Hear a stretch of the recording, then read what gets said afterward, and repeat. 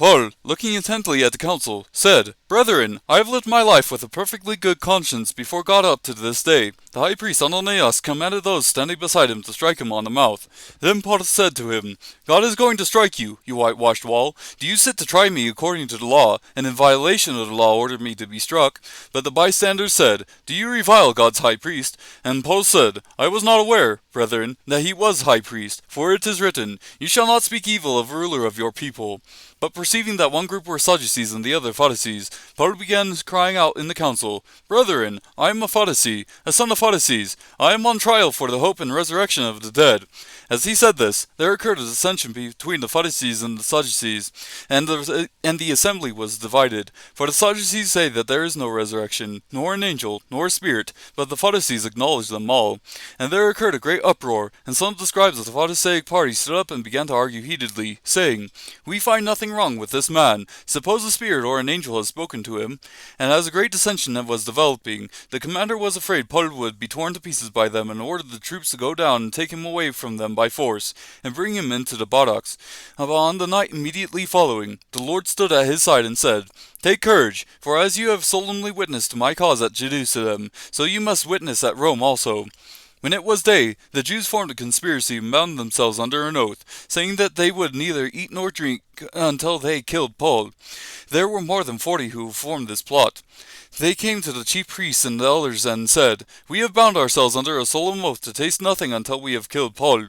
Now therefore, you and the council notify the commander to bring him down to you, as though you were going to determine his case by a more thorough investigation, and we for our part are ready to slay him before he comes near the place.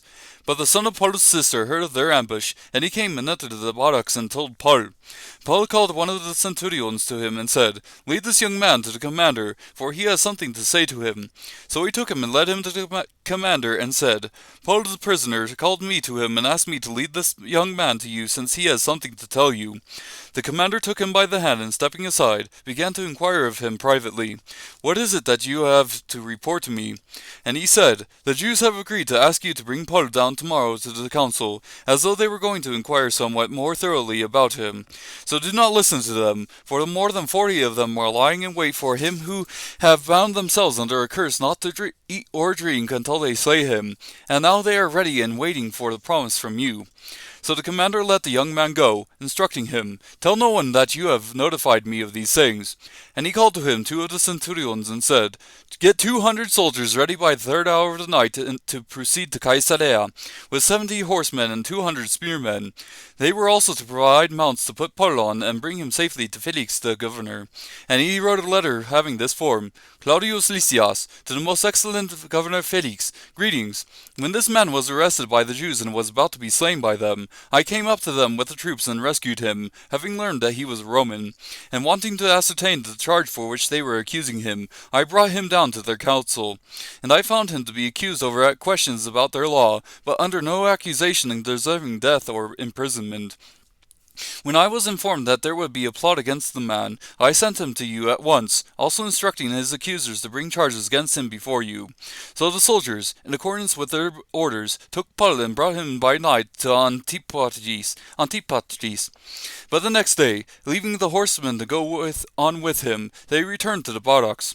When these had come to Caesarea and delivered the letter to the governor, they also presented Paul to him.